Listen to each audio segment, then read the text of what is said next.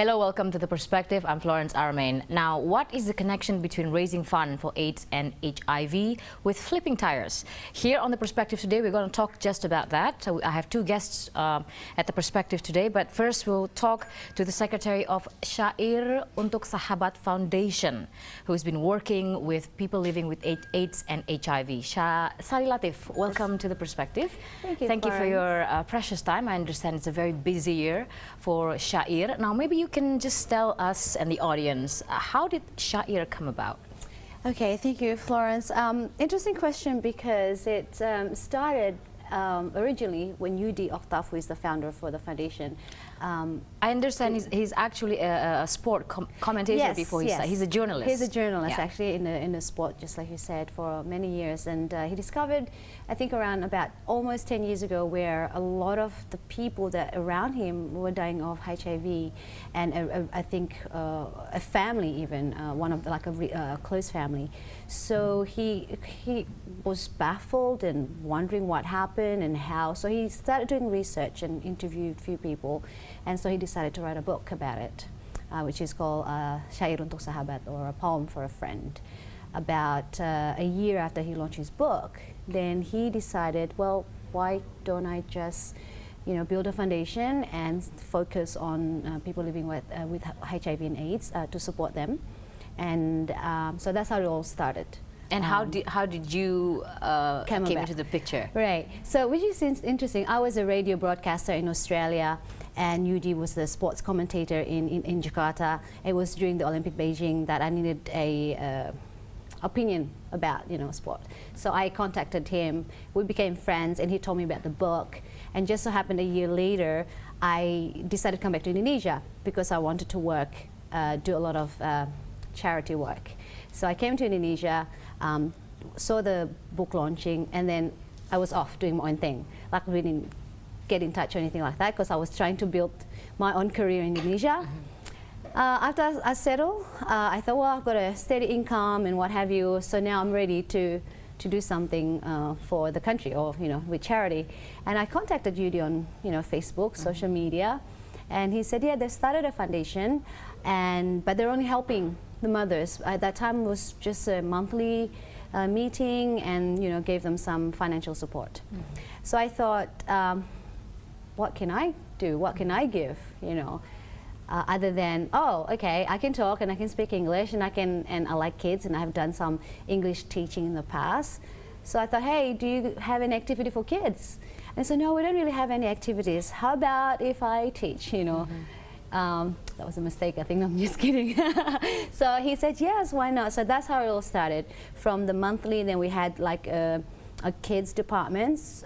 We started teaching the children at Taman Suropati, just there on the grass, and my non-formal teaching in English, it was more to encourage the kids to learn another language, just to build them confidence.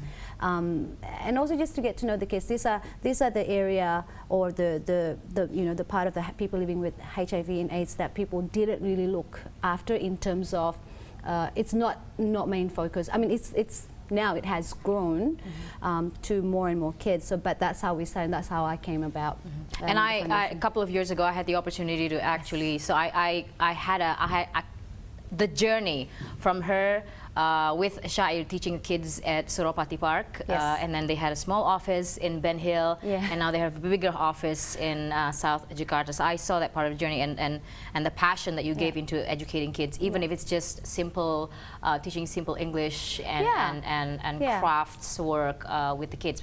But in your view, how has Syair come from the day that UD started the foundation until today? How far has it gone? Okay, in terms of financial support, it's probably have gone further than when we first started. When we first started teaching at Taman Suropati, all the stakeholders or the people who are supporting are the one that putting money together, whether myself or UD, or we had friends, and it was we just used what we have. We bought our own materials and stuff like that. So, but because we've had a routine and commitment, I think once we made a commitment that okay, we're going to support the kids with nutrition or their CD4 tests, which they have to take every twice a year, or anything to do with medical expenses that the government doesn't pay for, so that's where we all chip in and help. In terms of financial support, obviously it's not, I mean we have a big vision, but we're not there yet in terms of where we want to be, but how we have now have a community that is strong, where we meet every day, where we don't have to, you know, kind of like rely on a public park to gather. We do have our own center now, like you said, you've seen that journey.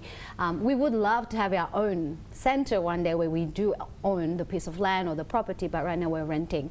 So in terms of that, that has grown. In terms of how the kids has changed through our program, the education, the arts and craft, and how we handle them and interact with them. We've seen a significant change in their behavior, in their confidence. And also it's just such a pleasure to see them when they come in as a baby. Now they might be about 5 years old, or when they're young, now they're like teenagers at a productive age. So the journey has been very interesting, and the growth and the changes, the stretch and just strategy, how to communicate even within our own kids that we take care. Now they are teenagers, how do we tell them that they're carrying a virus, that now they have to be very careful, you know, in terms of how they socially act. So now how the growth of the foundation is now more established from the first, you know, time you saw us. Now we do have a structure or board of management, if you That's like great. to put it right. So we have Yudi Octave as the founder, and then Desi Novianti as the chairwoman. We also have chairman as well, Saif Afsalis, yeah, and treasurer. So you know, there's a structure in terms of board management, but not only that, we do also have ambassadors who have helped us from the beginning until today, like Bambang Pamungkas, as you know, or Alina Dita, was also the former chairman. Yourself? Myself. I wouldn't say I'm an ambassador, but yeah, and Dario Sinarta, Rebecca Richmond, Kathy Sharon. I mean, I'm mentioning a lot of the celebrity here because they have a platform of influence, and it's great. But in terms of also companies who have helped us with funding, or it could be just a one-time off thing, or it could be a year program. And so there's this structure. It's established organizations, and quite credible. So yeah, I mean, it's great. But you know, having people to support all the time is still great, because the number of HIV is still high, and there are people living with the virus that we need to take care of. You know, you can do prevention, but what do you do with the ones that are here? We'll talk deeper into that, and also your stakeholders and people who are supporting Syair when we come back after the short break.